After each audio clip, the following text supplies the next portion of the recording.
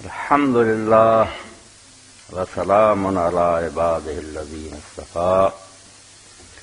اما بعد فاعوذ باللہ من الشیطان الرجیم بسم اللہ الرحمن الرحیم یا ایہا الذین آمنوا لا ترفعوا اصواتکم فوق صوت النبی ولا تجہروا لہ بالقول کجہر بعضکم لبعض ان تحبط اعمالکم وانتم لا تشعرون ادب گاہ است زیر آسماں از عرش نازک تک نفس گم کردہ می آئے جنید و باجی واجب التکریم سامعین کرام، اس وقت جو موضوع پوری دنیا میں گردش کر رہا اور آپ سب لوگ اس سے واقف ہیں توہین رسالت علیہ الصلوۃ والسلام کے بارے میں، تو اس بارے میں جو کچھ ملک میں ہوا اس پر تبصرہ کرنے کی مجھے ضرورت نہیں۔ گورنر صاحب اللہ کے حضور پیش ہو گئے ہیں، جو ان کے ساتھ سلوک مناسب ہوگا اللہ کرے گا، اس پر ہم زیادہ کیا تبصرہ کریں۔ اور جس طرح اس شخص نے قانون کو ہاتھ میں لیا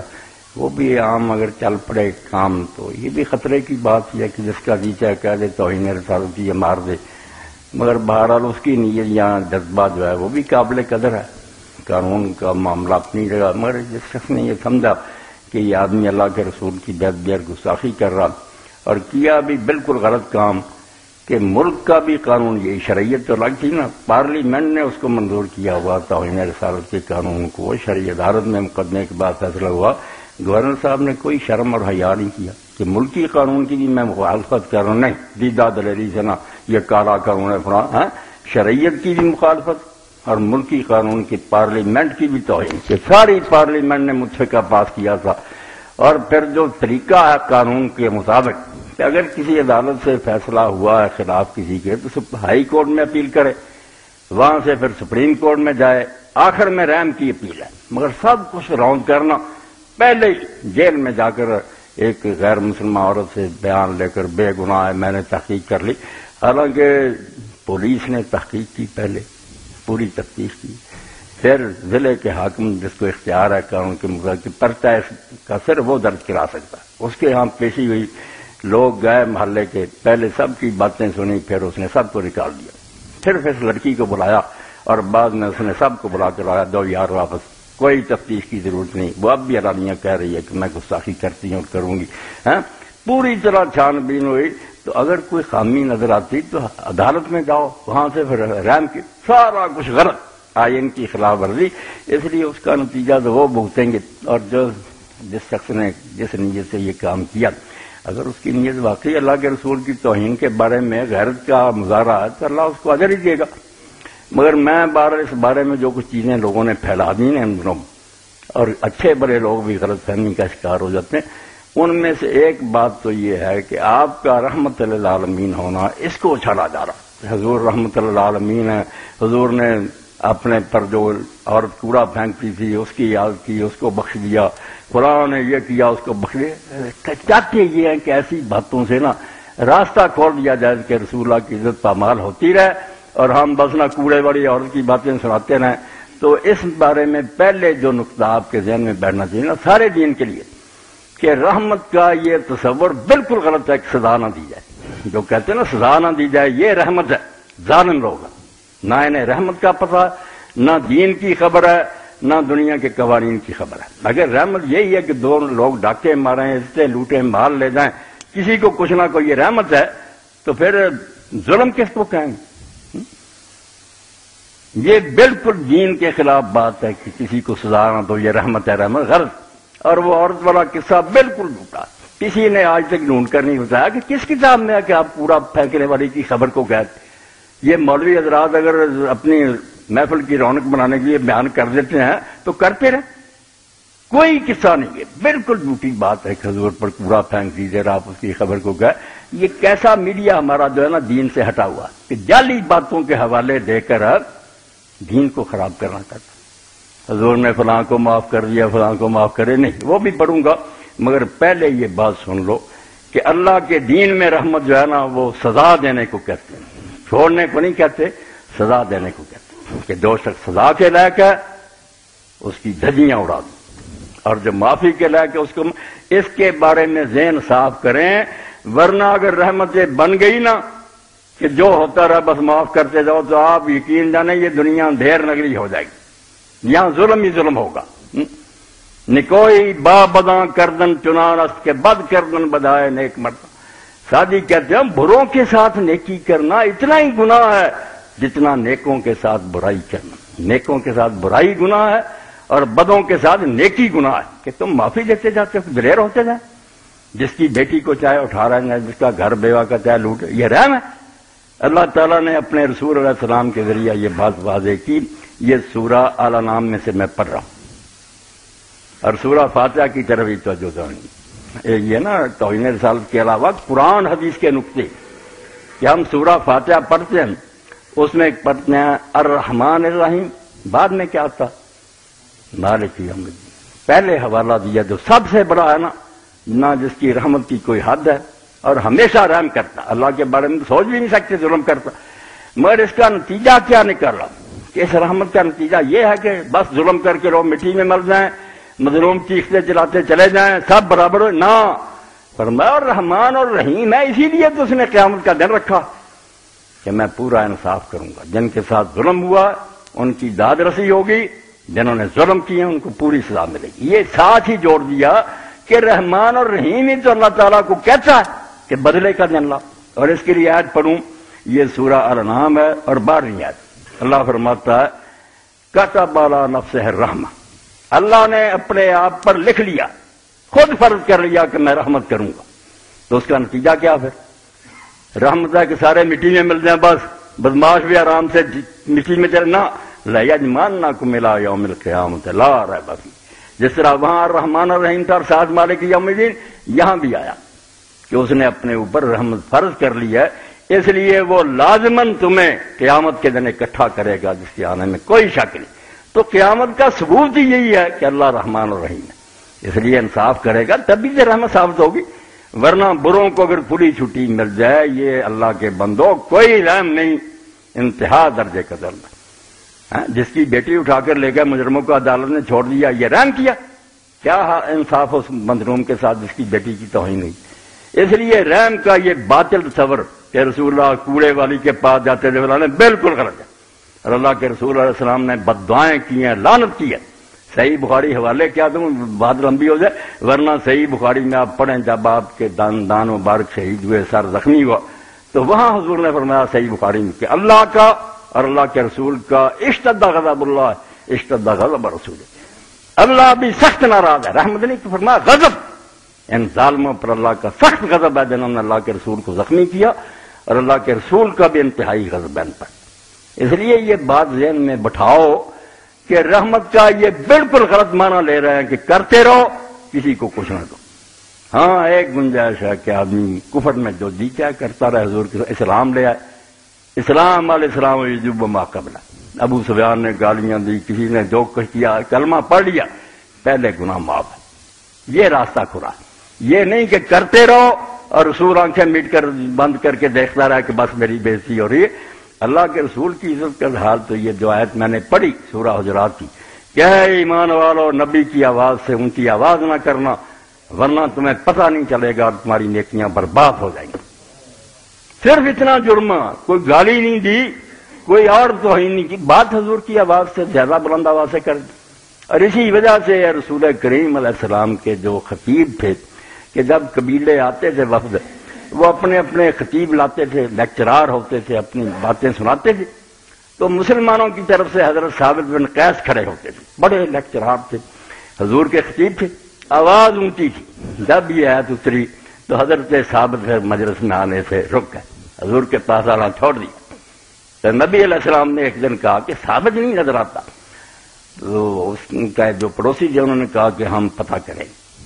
بیمار ہے یہ کہ گئے تو اپنے گھر میں بیٹھے رو رہے تھے، انہوں نے جا کر پوچھا، انہوں نے کہا یار میری آواز ہے اونچی، قرآن میں آیت اتر گئی ہے کہ نبی کی آواز سے اونچی آواز ہوگی جو نیکیاں برباد ہو جائے، کیا کروں؟ حضور کی جدائی بھی برداشت نہیں کر سکتا، مجلس میں بھی نہیں جا سکتا۔ تو نبی علیہ السلام سے جب آ کر کہا تو اللہ تعالیٰ نے اگلی آیت اتاری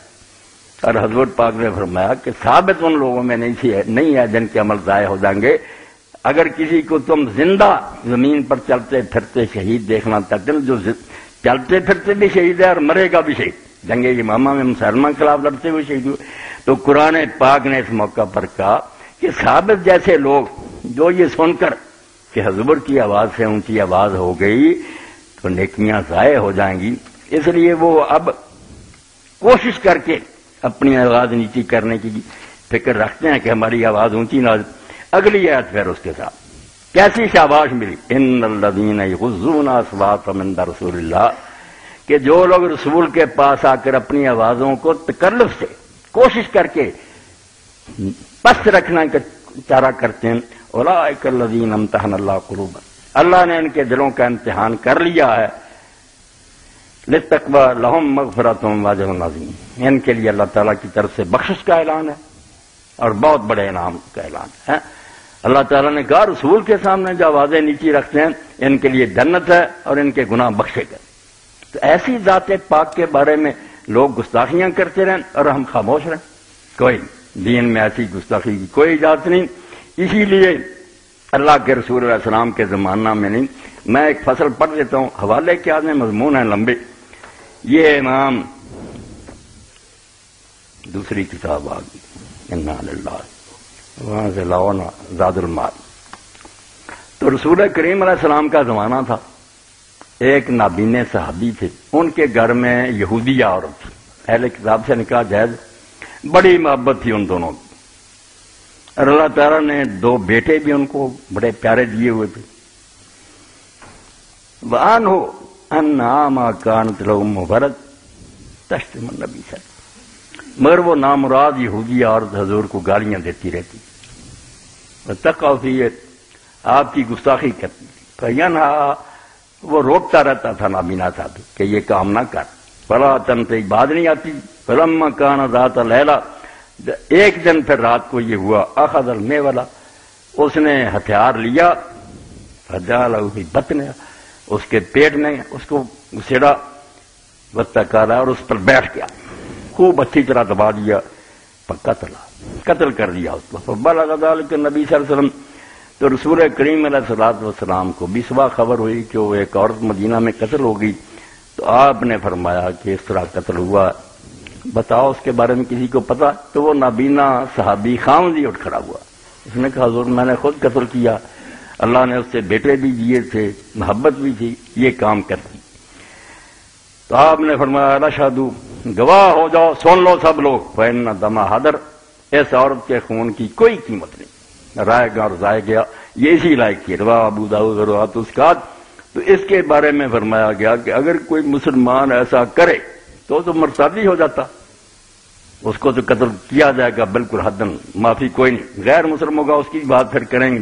تو رسول کریم علیہ الصلوۃ والسلام نے یہ اعلان فرمایا۔ اب یہ حنفی عالم ہیں،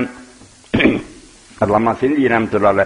یہ ہجرت کر کے مدینہ چلے گئے تھے اور حدیث کی کتابوں پر انہوں نے حاشیے لکھے، اور جب موت ہوئی تو سارا مدینہ بند ہو گیا اور گورنر سے لے کے سب جنازے میں شامل ہوئے۔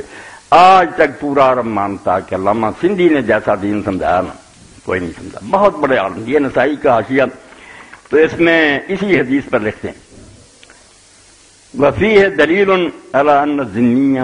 اذا لم یکف لسانہ عن اللہ ورسولہ فلا ذمۃ لہ فیحل قتلہ واللہ عالم۔ یہ سمجھے 108 اور 109 صفحات، اور نسائی شریف کے یہ 7 حاشیہ، 7واں جز، کہ اس حدیث سے پتہ چل گیا کہ غیر مسلم جو ہمارے ملک میں رہتا ہوگا اگر وہ اپنی زبان بند نہیں رکھے گا اللہ رسول کے بارے میں تو اس کا کوئی ذمہ نہیں، کوئی اس کی ضمانت نہیں پھر اسلام میں، فیحل قتلہ، اور اس کا قتل جو ہے بالکل حلال ہے۔ مصر میں حضرت عمرو بن العاص گورنر تھے، تو ایک صحابی حضرت عرفہ ابن الحارث الکندی ایک عیسائی کے پاس سے گزرے، انہوں نے اس کو دعوت دی کہ سلام لاؤ، یہ سمجھو 200 صفحات اور جلد ہے 9ویں سنن الکبریٰ۔ تو جب کہا اسلام لاؤ فتناول النبی، اس نے تو حضور کو گالیاں دینی شروع کر دی عیسائی نے، بذکر، اور آپ کو برا بلا کہا، فرفع عرفہ یدہ دکا انفہ، ان کے پاس اس وقت اور تو کوئی ہتھیار تھا، انہوں نے ہاتھ اٹھایا اور اس کی ناک توڑ دی، اتنے زور سے مکہ مارا۔ تو حضرت عمرو بن العاص کے پاس گیا، تو حضرت عمرو بن العاص نے کہا تینا ملاحت، ہم نے ان لوگوں کو اپنے ملک میں ٹھہرایا، ان کے ساتھ وعدہ کیا کہ تم ہماری رہیے تو ہم تمہارے ساتھ اچھا سلوک کریں گے۔ فقال عرفہ، صحابی رسول نے کہا، عرفہ نے، معاذ اللہ ان تکون آتینا ملائن یذل شتم النبی صلی اللہ علیہ وسلم، ہم نے یہ نہیں ذمہ دیا کہ ہمارے ملک میں رہو اور تمہیں کھلی چھٹی ہے کہ ہمارے نبی کو علانیہ گالیاں دو۔ کیا وعدہ ان کے ساتھ یہ، انما آتینا ملائن نخلع بینہم وبین کنائس یقولون فیہا ما بدا، ان کو اتنی بڑی رعایت ہے کہ اپنے گرجوں میں جو کرنا چاہتے ہیں اندر چھپ کر وہ کرتے پھریں۔ وَاللَّا نَحْمِلَ مَا لَا يُطِيقُونَ، اور جو ان کے بس میں نہیں وہ بوجھ ان پر نہ ڈالیں، ایسا ٹیکس نہ لیں جو نہیں دے سکتے۔ وَإِنْ أَرَادَهُمْ عَدُوٌّ قَاتَلْنَا مِنْ وَرَائِهِمْ، اگر کوئی دشمن ان پر چڑھائی کرے تو ہم ان کی حفاظت کریں۔ وَنُخَلِّعُ بَيْنَهُمْ وَبَيْنَ أَحْكَامِهِمْ، اور جو فیصلے یہ آپس میں نکاح طلاق کے کرنے جاتے اپنے پادریوں سے کرائیں۔ إِلَّا يَأْتُونَ رَاضِينَ بِأَحْكَامِهَا، ہاں اگر خود اسلامی عدالت میں آ جائیں کہ ہمارا فیصلہ مسلمان عدالت کرے تو پھر ہم نحکم بینہم بحکم اللہ حکم رسول، پھر ہم ان کا رسم و رواج نہیں دیکھیں گے، اللہ رسول کا حکم کے مطابق۔ وَإِنْ غَيَّبُونَ لَمْ نَعْلَمْ لَمْ فِيهَا، اگر یہ چھپ کر کوئی کرتے ہیں باتیں اپنے حجروں میں تو ہم اس کی ڈھونڈ نہیں کریں گے۔ قال عمر صدقت، حضرت عمر نے پھر کہا بالکل تو نے ٹھیک کی، ہم نے ان کو جو ضمانت دے رکھی ہے اس بات کی ہے کہ اپنے گھروں میں جو کرنا کرو، ورنہ اللہ کے رسول کو گالیاں دینے کی ہم نے کوئی ان کے ساتھ شرط نہیں کیا اور نہ اس کی اجازت۔ لے آیا بیٹا کتاب۔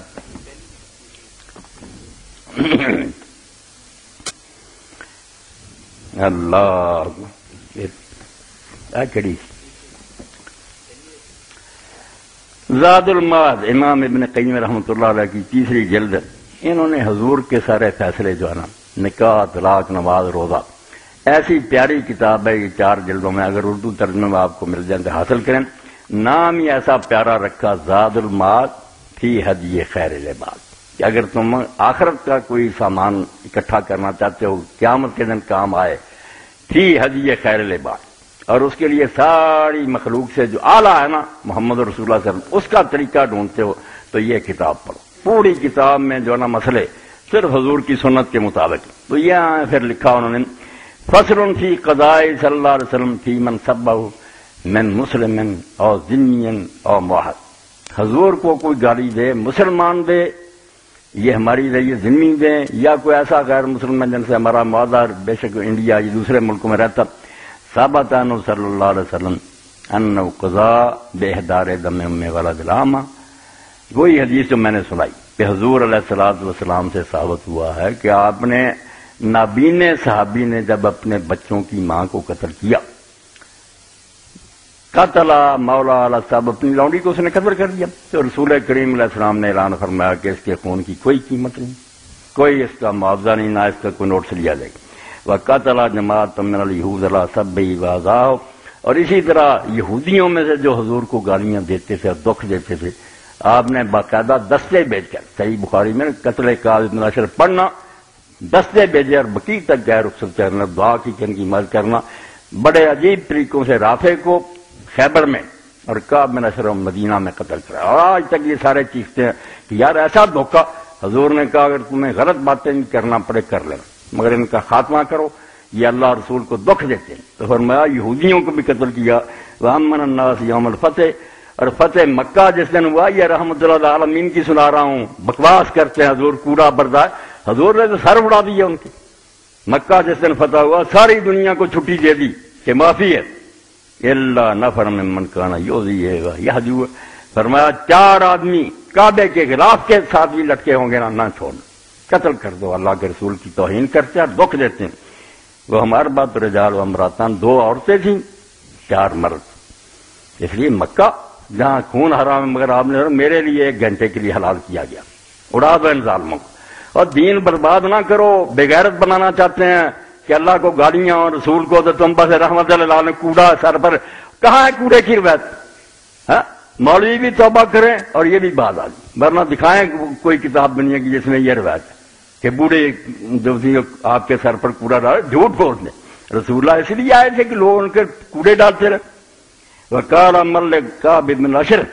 آپ نے کعب بن اشرف یہودی سردار کے بارے میں کہا کہ کون یہ کام اپنے ذمہ لیتا ہے، فإنه قد آذى اللہ ورسولہ صلی اللہ علیہ وسلم، کہ اس نے اللہ رسول کو دکھ دیا،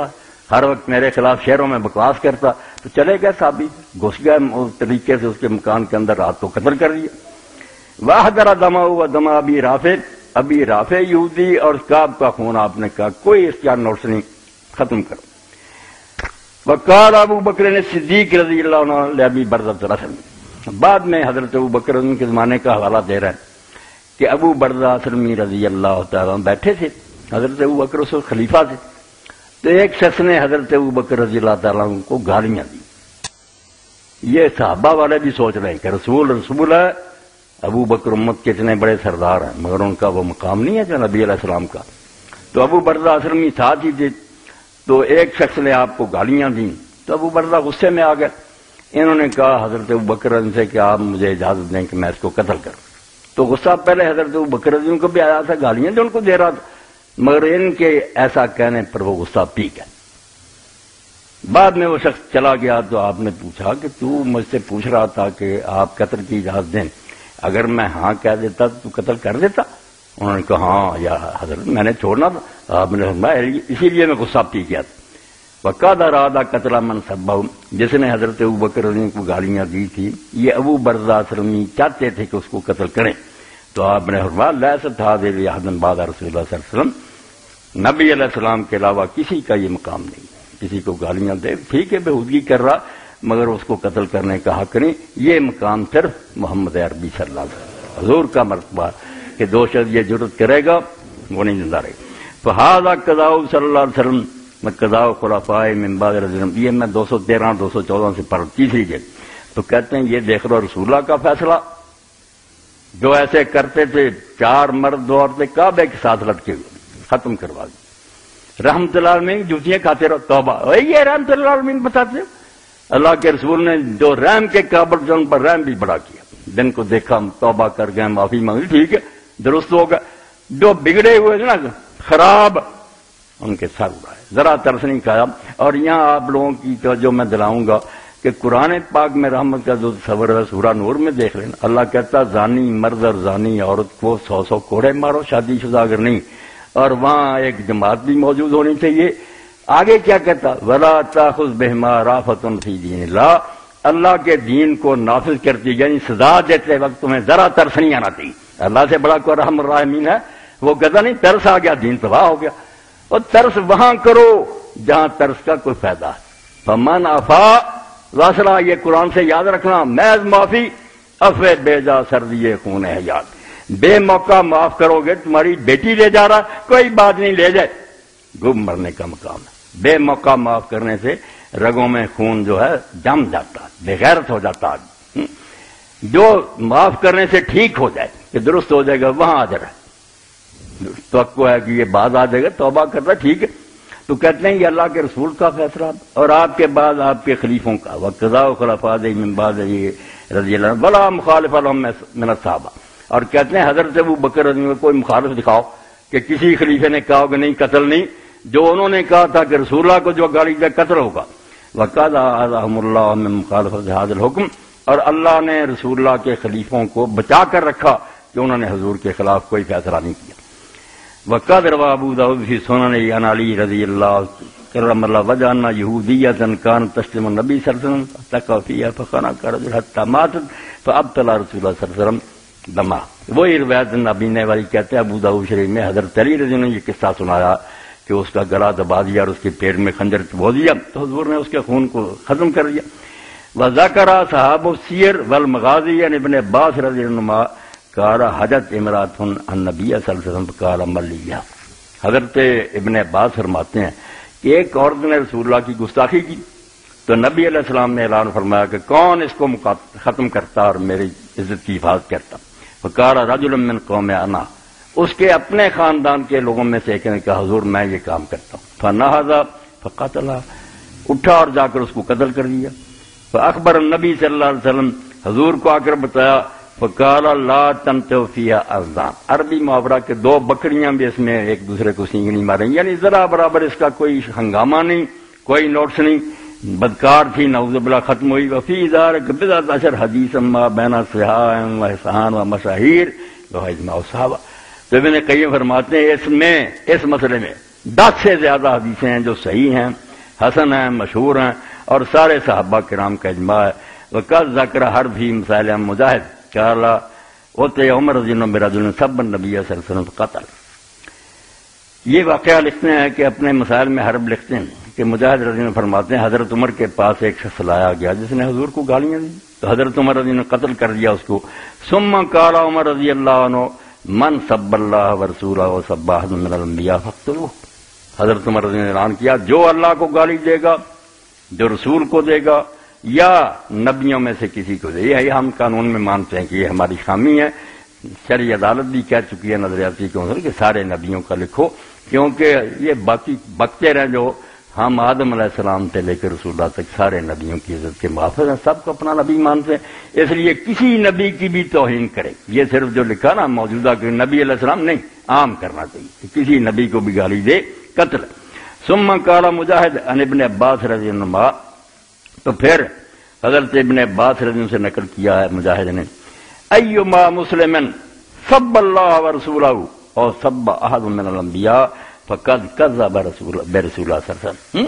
کہ کوئی مسلمان جو اللہ کو رسول کو گالی دے یا کسی نبی کو، اس نے اللہ کے رسول کو جھٹلایا، وہ ردۃ، وہ مرتد ہو گیا، یستتاب اس سے توبہ کرائی جائے، فین رضا باز آ گیا، معافی مانگ لی، دوبارہ اسلام میں آ گیا، ٹھیک ہے، وہ اللہ قتل ختم۔ وَأَيُّمَا مُعَاهَدٍ عَانَدَ، اور جو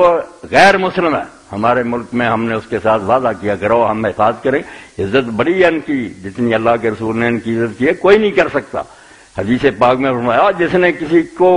اپنے ملک میں رہنے کے لیے معاہدہ اس کے ساتھ کیا غیر مسلم کی سے، مگر بعد میں اس کے ساتھ ظلم کیا، اس کی چیز اس کی مرضی کے بغیر لے لی یا اس کی توہین کی، تو دن قیامت کے میں اس مسلمان کے خلاف حضور نے فرمایا مدعی ہوں گا۔ کوئی معاہدہ چھوٹا نہیں، ہم ان کی عزت کرتے ہیں، مگر عزت کرتی یہ تھوڑا ہی مطلب ہے کہ ہمارے نبی کو گالیاں دیں۔ تو فرمایا اگر وہ غیر مسلم ہے فسب اللہ سب احد من الانبیاء جہرا بھی فقد نقض العہد فاقتلوہ، جو اس کے ساتھ ہمارا معاہدہ تھا ختم ہو گیا، اب اس کو قتل کرو، کوئی اس کے لیے گارنٹی نہیں نافذ ہے۔ وذکر احمد رحمہ اللہ نے ابن عمر رضی اللہ عنہ انه مر براہ فقیر الوضع یسب النبی صلی اللہ علیہ وسلم، حضرت عبداللہ بن عمر رضی اللہ عنہ کو لوگوں نے کہا وہ ایک راہب کے پاس سے گزرے، یہ گرجوں میں جو پادری ہوتے ہیں رسے باندھے ہوتے کہ ہم تارک الدنیا، تو لوگوں نے کہا یہ تو نبی علیہ السلام کو گالیاں دیتا۔ فقال ابن عمر رضی اللہ عنہ لو سمیتہ لقتلتہ، اگر میں سن لیتا اس کو گالیاں دیتے تو قتل کر دیتے۔ لم نؤتہم الذمۃ الا علی اللہ یسبوا نبینا، ہم نے اگر ان کو اپنے ملک میں رہنے کے لیے کوئی معاہدہ ان سے کیا ہے تو اس میں یہ بات ہے کہ ہمارے نبی کو گالیاں نہیں دیں گے، اس کے لیے قرآن مجید پڑھنا، سورۃ توبہ، اللہ کہتا یؤتی الجزیۃ عن یدٍ وہم صاغرون، کہ یہ عیسائی اور یہودی ہاتھ پر رکھ کر ہمیں ٹیکس دیں اور صاغرون بن کے رہیں، چھوٹے گھٹیا، اور یہ گھٹیا کہ میرے باپ کو گالیاں دو تو میرے سے کتنا اونچا ہو گیا، نبی کو گالیاں دے، اور مسلمان حاکم ہوتے ہوئے دیکھتے رہیں، پھر صاغرون نہ رہے۔ اسی پر امام مالک فرماتے ہیں کہ جس نبی امت کے نبی کو گالیاں دی جائیں اس امت کے لیے زمین کچھ سے پیٹ بہتر ہے، زندہ رہنے سے بہتر ہے کہ وہ مر جائیں لوگ سارے، ایسی بغیرت امت۔ تو حضرت ابن عمر فرمایا میں سن لیتا تو قتل کرتا، ہم نے ان کو جو ذمہ دیا اس پر نہیں کہ نبی والا آثار اور صحابہ سے بذالک کثیرہ، اور اسی طرح دوسرے صحابہ سے بھی اس بارے میں بہت روایتیں۔ یہ میڈیا ہمارا جو اللہ اس کو ہدایت دے کیسے رحمت کر رہا، مسلمانوں کو بغیرت بنانا چاہتا۔ وحکا غیر واحد من الائمۃ الاجماع علی قتلہ، اور کئی ایک اماموں نے اجماع نقل کیا کہ امت میں کوئی اختلاف نہیں کہ ایسے لوگوں کی سزا قتل ہے۔ کہا شیخونا، ہمارے استاد امام ابن تیمیہ کہتے تھے کہ لوگ کہیں گے نہیں، کچھ امام بعد میں کہتے ہیں نہیں اس کی سزا قتل نہیں، جو غیر مسلم ہیں ان کا فلاں، فرماتے ہیں پھر اجماع کا مطلب کیا ہوا؟ وہو محمول علی اجماع الصدر الاول من الصحابہ والتابعین، کہ یہ اختلاف بعد والوں کا جڑ ہے، اس کی کوئی قیمت نہیں، کیونکہ پہلا دور جو ہے ہمارا صحابہ اور ان کے شاگرد، ان میں کوئی ایک رائے بھی اس کے خلاف نہیں، سب کا اتفاق اور اجماع۔ والمقصود انما ذکر نبی صلی اللہ علیہ وسلم قضائے کی من سبہ،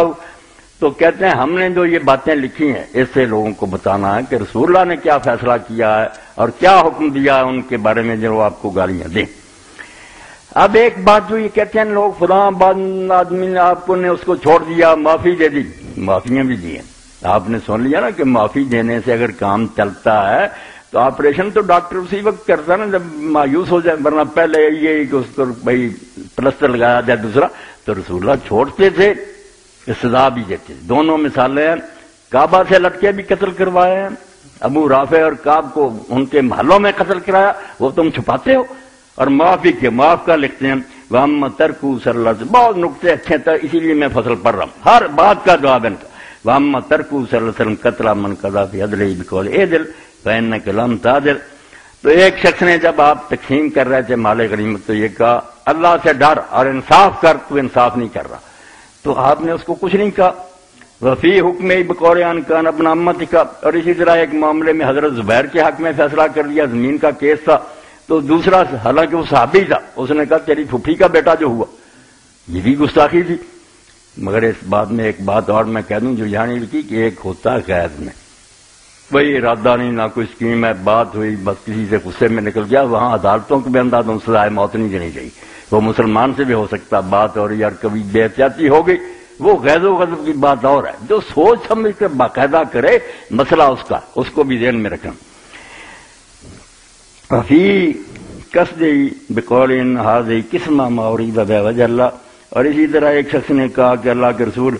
تو نے جو یہ تقسیم کی ہے یہ تیری ٹھیک نہیں، اور فی حکومت بقول کون انک تنال الغی وتستحلی بغیر ذلک، اور کسی نے یہ کہہ دیا کہ ایک طرف تو کہتا زیادتی نہ کرو اور خود زیادتیاں کرتا،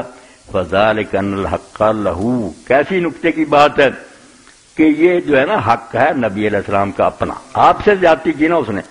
حق والا جو ہے وہ معاف کر سکتا، مجھے گالی دی میں کہتا چلو دفع کرو، کر سکتا ہوں، مگر عدالت قانون کے مطابق فیصلہ کرے، وہاں نہیں معاف کرنے کا، تو کہتے ہیں رسول اللہ کا حق تھا فلاح و انصاف ہے،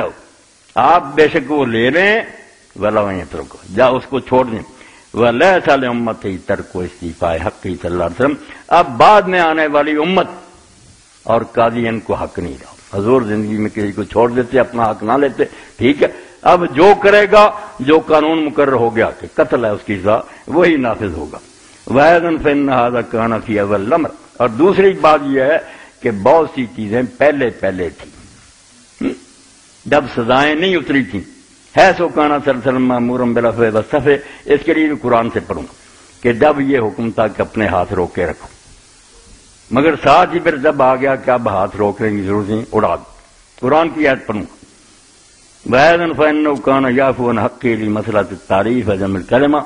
اور دوسرا یہ ہے کہ آپ کئی مرتبہ معاف کرتے تھے کہ شاید ان کے دل نرم ہو جائیں، اسلام کی طرف آ جائیں، کوئی فائدہ ہو جائے، وَلِأَلَّا يَنْفِرَ النَّاسُ عَنْهُ، اور لوگ نفرت نہ کریں، وَلِأَلَّا يَتَحَدَّثُ أَنَّهُ قَتَلَ الصَّحَابَہ،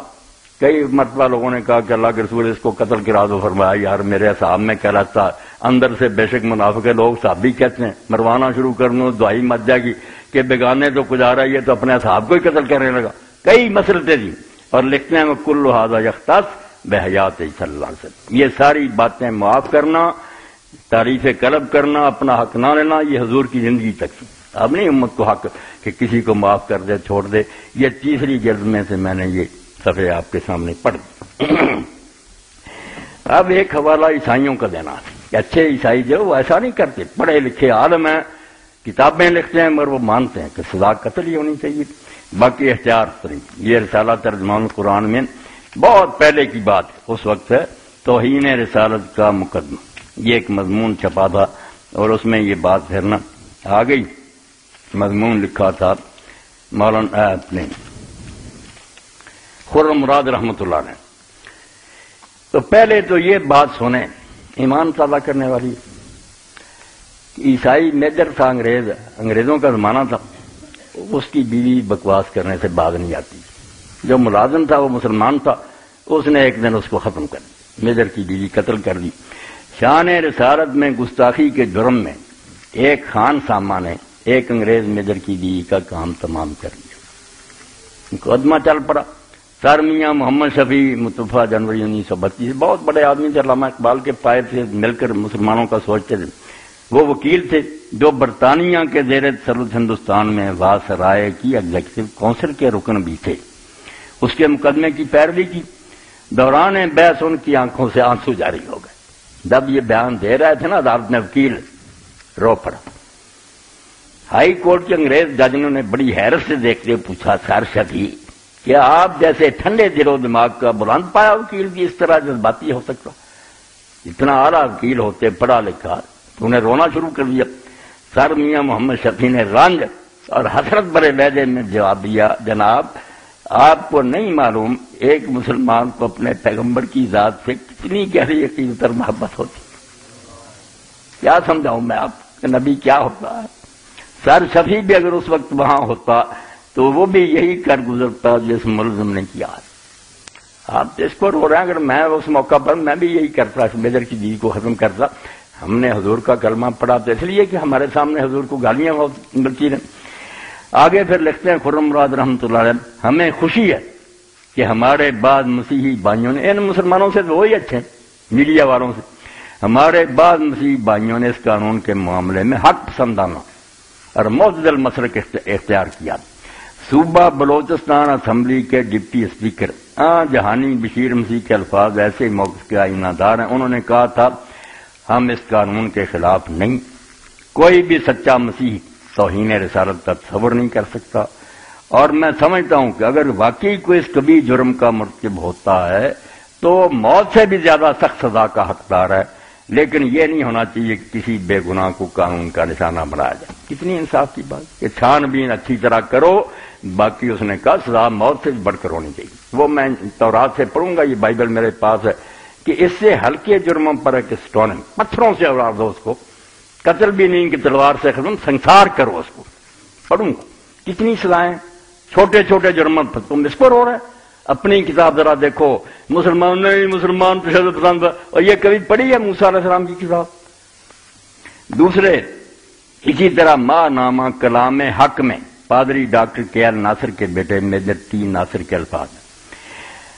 ہم مسیحی تعزیرات پاکستان کی دفعہ 295 یعنی گستاخ رسول کی سزا کے مخالف نہیں،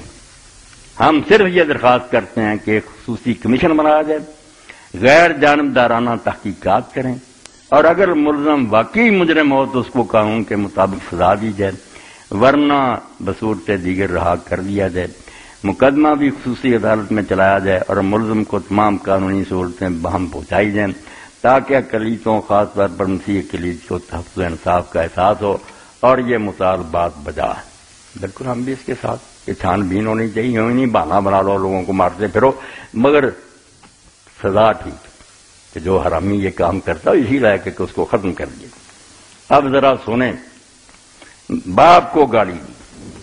اللہ کو نہیں دی، رسول کو نہیں، صرف اپنے ماں باپ کو کہہ دیا کہ ان پر لعنت، گالی دے دی، اس کی سزا کیا؟ ہمیں کہتے ہیں، اور کوئی ملا مولوی نہیں یہ لے کر جاتا کہ یہ پڑھو تمہارے نبی کیا کہہ گئے۔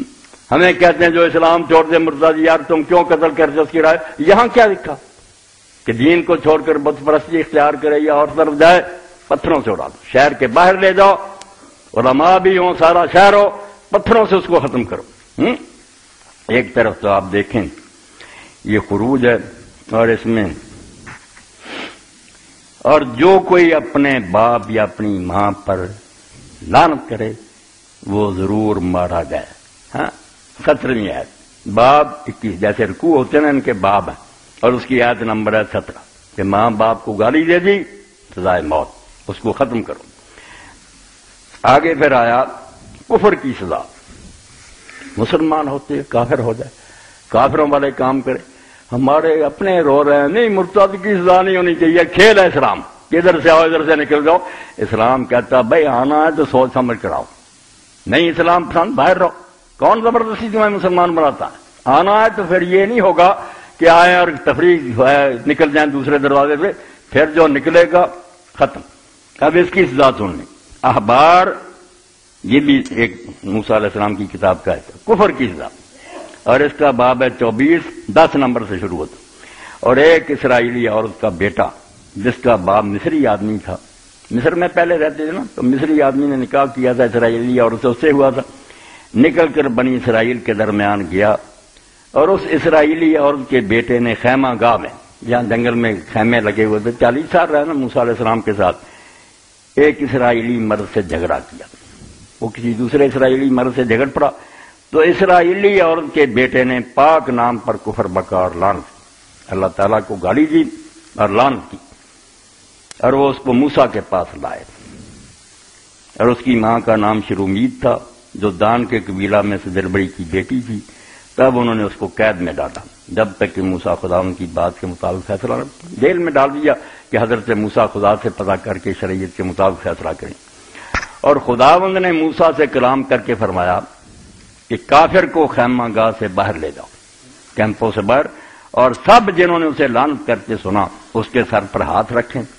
اور ساری جماعت اسے سنسار کرے۔ اور بنی اسرائیل سے خطاب کر کے کہہ، موسیٰ علیہ السلام کو حکم ہوا کہ جس انسان نے اپنے خدا پر لعنت کی گناہ اس کے سر پر ہوگا، اور جو کوئی خداوند کے نام پر کفر بکے وہ ضرور قتل کیا جائے گا، ساری جماعت اسے ضرور سنسار کرے، خواہ وہ پردیسی ہو یا دیسی اسرائیلی، پردیسی جو مصری سے آ گئے، جس کسی نے خداوند کے نام پر کفر بکا وہ قتل کیا جائے گا۔ یہ 10 آیت سے لے کر میں نے 16 تک پڑھ۔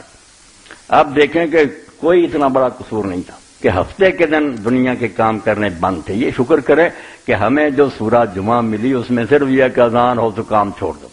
نماز پڑھی جائے، جاؤ پھیل دو، پھر روزی تلاش کرو۔ ان کے لیے 24 گھنٹے بند تھا، کھانا نہیں کھا سکتے، دنیا کا کام بالکل حرام۔ کہ جمعہ کو جب سورج غروب ہو آج جیسے، اس وقت سے شروع ہو کر ہفتے کی رات شروع ہونے تک، ایک دن اور ایک رات، پہلے کا پکا پکا کھا لو، تم کھانا نہیں کھا سکتے، کوئی دنیا کا کام نہیں کر سکتے۔ اب یہ سن لیں اس پر کو کیا سزا ملی۔ ہماری کتابوں کو روتے ہیں، کوئی یہ پڑھ کر ان کو سنائے تو پتہ لگے نا پادریوں کو اور بشپوں کو کہ جس دین کو لیے پھر اس میں کیا ہے۔ اسلام کو روتے ہو تم، سبت کو توڑنے والے کی سزا۔ کہ ہفتے کے دن کام کیا کیا، صرف ایندھن اکٹھا کر رہا تھا، بیچارہ جنگل میں سے نا ایندھن اکٹھا کر رہا تھا، کل کو جلائیں گے۔ اور جب بنی اسرائیل بیابان میں تھے انہوں نے سب کے دن ایک آدمی کو لکڑیاں جمع کرتے پایا، 32 نمبر سے 15 رکوع آئی۔ تب اس کو جو لکڑیاں جمع کرتے پایا گیا وہ موسیٰ اور ہارون اور ساری جماعت کے پاس لائے کہ ہفتے کے دن یہ دنیا کا کام کر رہا، گالی نہیں دی، کوئی اور بے ادبی نہیں شریر کی، ایندھن اکٹھا کر رہا تھا۔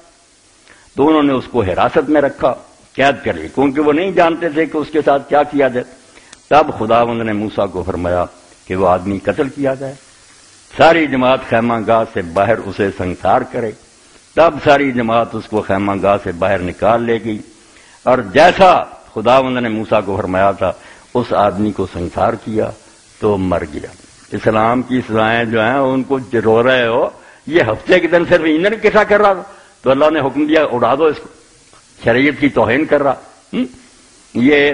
میں نے 15واں رکوع اور کی 32 سے لے کر 36 تک آیتیں پڑھی۔ اب اور کئی موقع کہ یہاں یہی بات بتائی گئی کہ جو توہین کرے گا زندہ نہیں رہے گا۔ اس بارے میں بھی اللہ تعالیٰ نے ایسے احکام دیے کہ اگر وہ اسرائیلی ہوتے ہوئے ایسے کام کرتا، اور اگر تیرا بھائی یعنی تیرے باپ کا بیٹا یا تیری ماں کا بیٹا یا تیرا ہی بیٹا یا تیری بیٹی یا تیری ہمکنار بیوی یا تیرا جانی دوست، یعنی کتنے قریبی رشتے، تجھے پوشیدگی میں پھسلائے، خفیہ طریقہ سے تجھے کہے اور کہے کہ آؤ ہم دوسرے معبودوں کی بندگی کریں جن سے نہ تیری نہ تیرے باپ دادا کی واقفیت تھی، جس خدا کو تم جانتے ہو نا اس کو چھوڑ کر کہیں آؤ یار یہ باپ دادا کو جو فلانے بت کی پوجا کریں، سورج کو سجدہ کریں، کو کفر کی بات سکھائے۔ یعنی ان قوموں کے معبودوں کی جو تیرے ارد گرد نزدیک ہے تو اس سے دور زمین کے ایک کنارے سے لے کر دوسرے کنارے تک رہتی ہے، ارد گرد جو مشرک قوم ہیں ان کا طریقہ بتایا، مرتد جس کو کہتے ہیں۔ تو کیا کرنا پھر؟ تو رضا مند نہ ہونا، اس کی بات نہ سننا اور نہ اس کی سننا، اور نہ تیری آنکھ اس پر ترس کھائے، تو اس سے درگزر نہ کرنا، نہ اس کو چھپانا، بلکہ تو اسے فوراً عدالت میں پیش کرنا، اس کو قتل کرتے وقت پہلے تیرا ہاتھ اس پر پڑے، حالانکہ بیٹا ہے بیٹی اپنے ہیں، اس کے بعد ساری قوم کا ہاتھ، اور تو اسے سنسار کرنا تاکہ وہ مر جائے، کیونکہ اس نے تجھ کو خداوند تیرے خدا سے جو تجھے ملک مصر یعنی جائے غلامی سے نکال لایا برگشتہ کرنا تھا۔ اصل خدا سے ہٹا کر وہ بتوں کی پوجا کرانا چاہتا، مرتد کی سزا۔ اسی طرح پھر فرمایا گیا کہ ایسے کام کرنے والے جو ہے نا ان کی سزا بھی یہی ہے کہ جو ایسے کام کریں گے بس ان کو ختم کرو، ان کو زندہ رہنے کا کوئی حق نہیں۔ قاضی فیصلے کے لیے گئے، عدالت کو گالی صرف دی، نبی کے بارے میں کہتے ہیں اگر تیرے آپس کے، یہ 17واں باب ہے استثناء کتاب، اگر تیرے آپس کے خون یا دعویٰ یا مار پیٹ یا جھگڑے کی کسی معاملہ کا فیصلہ تیرے پھاٹکوں کے اندر مشکل ہو، محلے میں نہ حل ہو سکے، تو اٹھ اور اس جگہ جس کو خداوند تیرا خدا چن لے گا جا، جہاں قاضی بیٹھے اور لاوی کاہنوں اور اس وقت کے قاضی کے پاس حاضر ہو اور ان سے پوچھ کے تو وہ فیصلہ کی بابت تیری ہدایت کریں گے، دین کے مطابق قاضی فیصلہ کریں گے اور تو اس فیصلہ کے مطابق عمل کر جو وہ تجھے اس جگہ میں بتائیں جس کو خداوند چن لے گا، اور جو کچھ وہ تجھ کو سکھائیں اسے مان، شریعت کے مطابق جو کچھ وہ تجھے سکھائیں اور جو فیصلہ وہ تجھے بتائیں اس کے مطابق تو کر، اور جو بات وہ تجھے جتائیں اس سے دہنے بائیں نہ مڑ، اور جو آدمی اس کاہن کی گستاخی کرے جو خداوند تیرے خدا کی خدمت کرنے کے لیے وہاں کھڑا ہے، مسجد کا امام، یا قاضی کی بات نہ سنے، وہ آدمی قتل کیا جائے، اور تو اس کی شرارت کو اسرائیل سے دفع کر، تو سب لوگ سنیں گے اور ڈریں گے اور پھر گستاخی نہ کریں گے۔ 17واں باب اور یہ آیتیں میں نے 8 سے لے کر 13 تک پڑھ، یہ نمونے کے طور پر پڑھی، ورنہ یہ سنسار کرنے اور قتل کے اتنے حکم نہ۔ اب یہ یہودی عیسائی یہ بھی بات نہیں کر سکتے، یہ عیسائی جو ہے نا ہمارے بھائی، مگر یہ کہہ رہے ہیں نبی گناہ کرتے رہے، انہوں نے لوگوں کو یار اس طرح قتل کیا، سنسار کیا، اس لیے موسیٰ بھی جھوٹا تھا، فلاں جان چھڑا لیتے ہیں۔ بھائی یہ موسیٰ خود کرتا اپنی طرف سے، پھر تمہاری بات سن لیتے ہیں، ہے تو بکواس ہی کہ نبی اپنی طرف سے اس طرح کے زون کا، مگر چلو تم کہتے ہو سارے نبی گناہ گار تھے، زانی تھے، شرابی تھے، بیٹیوں سے جمع کرتے، تمہارا دین یہی بتاتا، ٹھیک ہے، مگر یہاں تو خداوند نے کہا، اللہ نے کہا یہ کرو، یہ موسیٰ کے اپنے ذاتی افعال نہیں کہ تم ایسا بہانہ بنا لو، خود اللہ پاک کے احکام بئی کے ذریعے اس نے اتارے ہیں، اگر مجرم ہے تو معاذ اللہ پناہ دے۔ یہ نمونے کے طور پر باتیں میں نے جو ضروری تھی نا، کہ ایک تو رحمت کا غرض بیان کر رہے ہیں کہ رحمت یہی ہے دین کی مٹی پلید ہوتی رہے، درگزر ایسی بےغیرتی کرنی، تم جو پیسے لیتے ہو نا باہر سے لیتے رہو جیب میں بھرتے، مگر مسلمان نہیں یہ کام کرتا۔ مسلمان کے یہاں رحمت یہی ہے کہ جو مستحق ہے درگزر کا وہاں درگزر سے کام لو، پہلا یہی ہے، اور اگر سزا کے لائق ہے ذرا نرمی نہ کر، پھر درگزر کرنا بےغیرتی ہے، دین کی مٹی پلید کریں، وہاں یہی اللہ پاک بات کرتا ہے کہ پھر تمہیں ترس نہیں آنا چاہیے۔ سورہ نور سے پڑھ لینا کہ ترس کی بجائے اللہ نے کیا کہا کہ زانی کو جب تم کوڑے مارو سزا دو،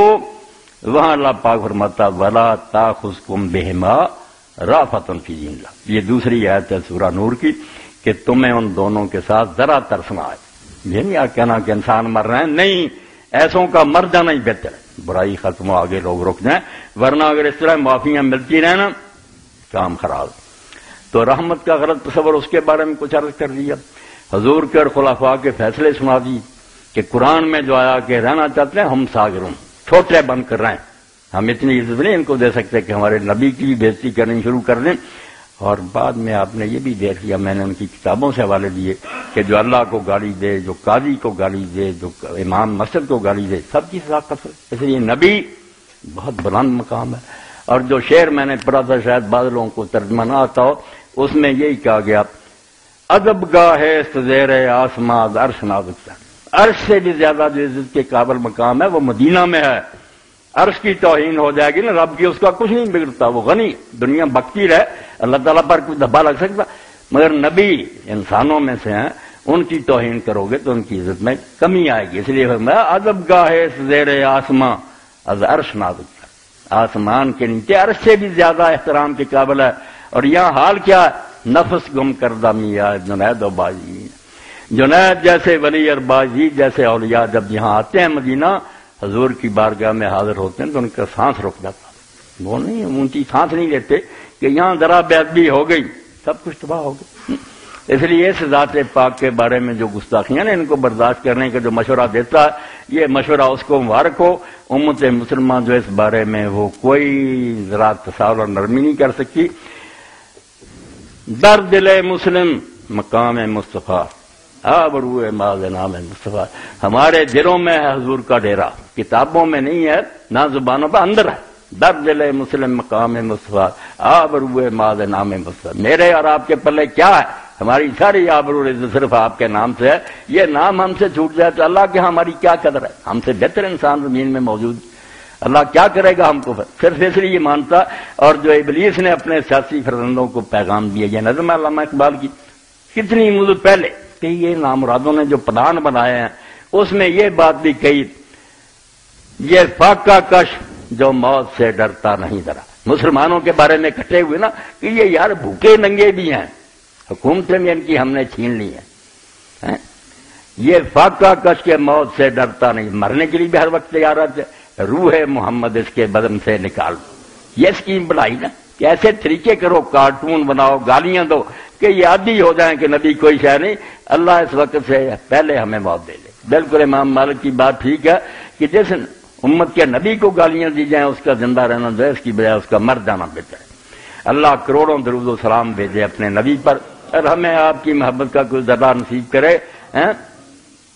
ذرہ عشق نبی حق تر، اقبال کہتے ہیں سارا تو آپ کی محبت اور عشق کا معاملہ بہت دور ہے، تو اللہ سے یہی دعا کرتا رہے کہ تھوڑا سا ذرہ بھی حضور کی محبت کا ہمیں عطا کر دے، یہی بڑی بات۔ جب حضرت احمد صلی اللہ علیہ وسلم کا بخاری شریف میں پڑھا کہ رسول کریم علیہ السلام تمہید یہ ہے، وہاں تو تھوڑا قصہ کہ نبی کریم صلی اللہ علیہ وسلم کا ایک آزاد کیا ہوا غلام تھا، مگر وہ آپ کی خدمت میں رہتا تھا، تو آپ نے دیکھا کہ وہ نا کچھ غمگین تھا کچھ دنوں سے، تو آپ نے فرمایا کہ کیا معاملہ ہوا؟ اس نے کہا اللہ کے رسول ایک سوچ ذہن پر غالب آ گئی کہ جنت میں پہلے تو میرے جیسے لوگوں کا جانا مشکل، اور جائیں گے بھی تو آپ کا مقام جنت الفردوس میں ہوگا، اب یہاں نہیں نظر آتے تو میں جلدی آ جاتا ہوں، پھر چہرہ انور دیکھ رہے تو تسلی، وہاں کیا بنے گا؟ تو حضور نے اس موقع پر جو فرمایا، پھر صحابہ کرام کے گروہ جاتے تھے اس کے پاس، سنتے تھے، اور ساری زندگی میں اتنی خوشی نہیں لوگوں نے منائی جتنی آپ نے فرمایا محبت، جس سے کوئی محبت کرے گا اللہ اس کے ساتھ اس کو اکٹھا کرے گا۔ اس لیے اگر تیرے عمل تھوڑے بھی ہوں گے نا، محبت کرے گا، لوگ جا کر سنتے تھے۔ تو حضرت انس کہتے ہیں میں رسول اللہ، ابو بکر اور عمر رضی اللہ عنہ جیسے عمل نہیں کر سکا، مگر ان تینوں سے محبت رکھتا ہوں، اس لیے مجھے امید ہے کہ اللہ مجھے رسول اللہ اور ابو بکر عمر کے ساتھ اکٹھا کرے گا۔ تو ہم اسی امید پر جیتے ہیں۔ یہ سرمایہ ہم سے اگر کوئی چھیننا چاہتا تو وہ ملعون اور پلید آدمی ہے، اس کا یہ جرم جو ہے نا قابل معافی نہیں۔ وآخر دعوانا الحمدللہ رب العالمین وصلی اللہ تعالی علی خیر خلق محمد وآلہ وصحبہ اجمعین۔ ہاں یہ بھی لکھو، جو حوالے رہ گئے نا وہ لکھوا۔ یہ البدر التمام جو ہے نا شرح بلوغ المرام من ادلۃ الاحکام بالقاضی علامہ حسین محمد المغربی 1119 ہجری میں فوت ہوئے، ان کی کتاب، اور اس کا نا یہ 368 اور 369 صفحات شرح کی ہے بلوغ المرام کی۔ حکم من سب النبی صلی اللہ، ہیڈنگ یہ ہے کہ جو حضور کو گالیاں دیں، پھر اس عورت کا جو نبینا صحابی نے قتل کی وہ سارا لکھا، اور جو شوشہ چھوڑتے نا کہ ان کے مادہ، وہ آپ کو میں نے بتا دیا کہ اس صحابی نے کہا کہ مادہ یہ کیا تھا کہ ہمارے نبی کو گالیاں دو، وَلَيْسَ فِي الْأَحَدِ وَقَدْ يُقَالُ، یہ 369 صفحہ، وَقَدْ يُقَالُ إِنَّ الْإِمَامَ أَيْضًا حُكِمَ بِالْعَدْلِ۔ یہ جو ہمارے ملکوں میں امن سے رہ رہے ہیں، میں نے دیکھا حضور نے خود کہا کہ میں کیس لڑوں گا اگر ان کے ساتھ ظلم ہوا، یہ ہمارے بھائی رہ رہے ہیں، ہم نے ان کو ضمانت دی ہے، مگر ضمانت میں شامل ہے کہ تم بھی ہمارا خیال کرو، ہمارے جذبات کا لحاظ، تم ہمارے منہ پر حضور کو گالیاں دیتے۔ وَلَيْسَ فِي الْأَحَدِ أَنَّهُمْ يُسُبُّونَ النَّبِيَّ صلی اللہ علیہ وسلم، تو یہ اس معاہدے میں قطعاً نہیں ہے کہ یہ حضور کو گالیاں دیں گے۔ فَمَنْ سَبَّ مِنْهُمْ انتقض جو گالی دے گا اس کا وہ معاہدہ جو ذمہ کا تھا اسی وقت ٹوٹ جائے گا، فَيَصِيرُ كَافِرًا بِلَا عَهْدٍ، تو پھر یہ ایسا کافر ہو جائے گا جس کے بارے میں مسلمان حکومت کی کوئی گارنٹی نہیں، فَيُحْضَرُ دَمُهُ، اس کا خون پھر دونا ایک کوڑی کا بھی نہیں، إِلَّا يُسْلِمَ، ہاں اگر ایسا بکنے کے بعد اسلام لے آئے، توبہ کر لے، حضور کے قدم پکڑ لے، پھر ٹھیک ہے، واللہ اعلم۔ کیوں بھائی حوالہ ہو گیا، کوئی اور رہ گیا تو ہاں جلد نمبر تو 4 ہے، چل جزء الرابع، یہ کیا؟ اچھا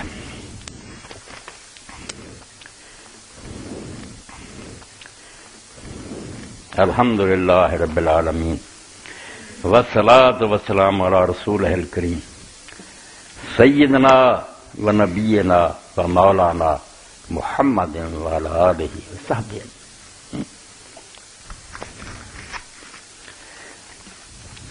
اما بعد، ایک تو اعلان ہے، وہ بھائی میرے سامنے ہی بیٹھے ہوئے آئے ہیں، کئی جمعوں سے ان سے زیادہ بچی کی شادی کر رہے ہیں، یتیم بچے کو انہوں نے بیٹی دے دی ہے کہ چلو یہ یتیم ہے، اس کی میں سرپرست ہوں، آپ بیچارے تنگ دست ہیں۔ میں آپ سب لوگوں سے درد دل سے کہتا ہوں کہ کئی مہینوں سے وہ آ رہے ہیں،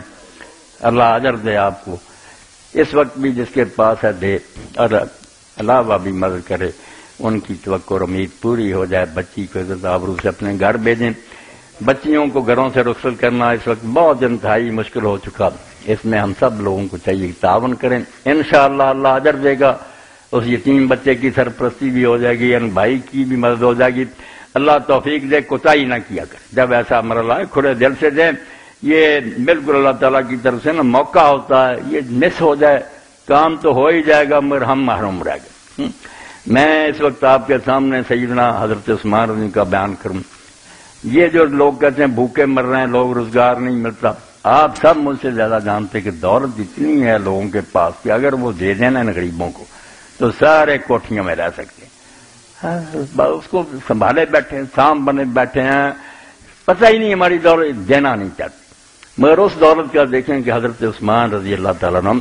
حضرت ابوبکر رضی کا زمانہ تھا، قید ہو گیا، لوگ بھوکے مرنے لگے، اللہ نے انہیں دیا تھا، اسی لیے عثمان غنی کہتے ہیں رضی اللہ تعالیٰ، آپ نے شام سے اونٹوں کی ایک قطار جو تھی نا غلے سے لدی منگوائی،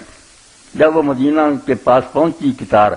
تو مدینہ کے لوگ باہر گئے، انہوں نے کہا عثمان تو نا 1 روپیہ لے لا من پر، 2 دیے 3 دن، مگر وہ نہیں مانے، انہوں نے یہی کہتے رہے مجھے زیادہ ملتا۔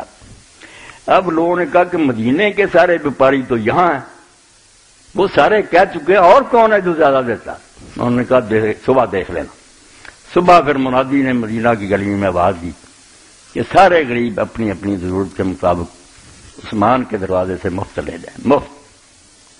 رضی اللہ تعالیٰ عنہ۔ تو لوگوں نے کہا آپ تو کہتے ہیں زیادہ ملتا، انہوں نے قرآن پڑھا پھر سورہ بقرہ کہ اللہ کہتا نہیں کہ جو اللہ کی راہ میں خرچ کرتے ہیں وہ ایسے ہے جیسے ایک دانہ بویا اور اس میں 7 سٹے نکلے اور ہر سٹے میں 10 دانے،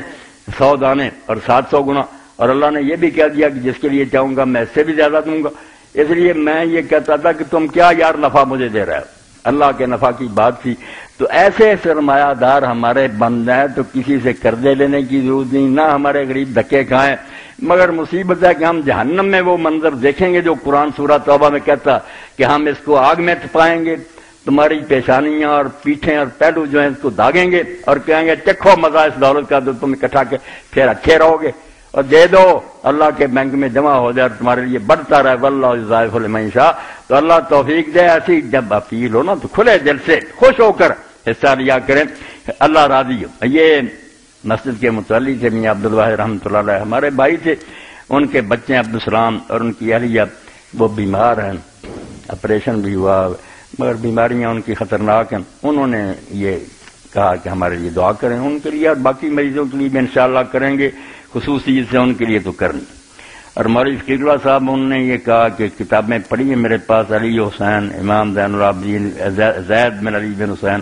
قادیانیت، تو کہتے ہیں آئندہ جمعہ کو نئی کتابیں آنی ہیں، اس لیے دوستوں کو توجہ دلائیں کہ جن کی جیب میں کچھ 4 پیسے ہیں وہ یہ کتابیں لیتے جائیں، اللہ توفیق دے۔ تو یہ بھی نیکی سے ایک قسم کا نا تعاون اور ہمدردی ہے کہ وہ کتابیں بک جائیں، نئی آ جائیں گی تو اللہ توفیق دے، دیکھتے جایا کریں، اگر کوئی چیز اچھی نظر آئے آپ پھر لے لیں۔ تحریک اسلامی کا اجتماع پرسوں بروز اتوار مرخہ 9 وقت 9:30 بجے شروع ہوگا، مسجد میں احباب شرکت فرمائیں۔ نئے سال 2011 کی اسلامی ڈائری قاری فقیر اللہ صاحب سے حاصل کریں، قیمت 76 روپے۔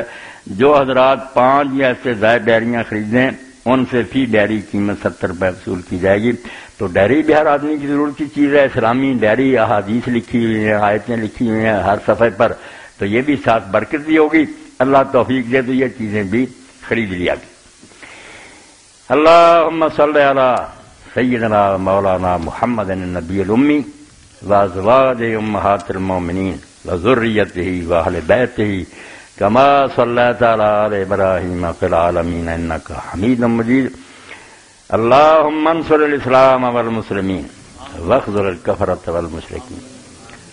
اللهم اغفر للمؤمنین والمؤمنات والمسلمین والمسلمات الاحیاء منهم والاموات ان اللہ یامر بالعدل والاحسان وایتاء ذی القربى وینہی عن الفحشاء والمنکر والبغی یعظکم لعلکم تذکرون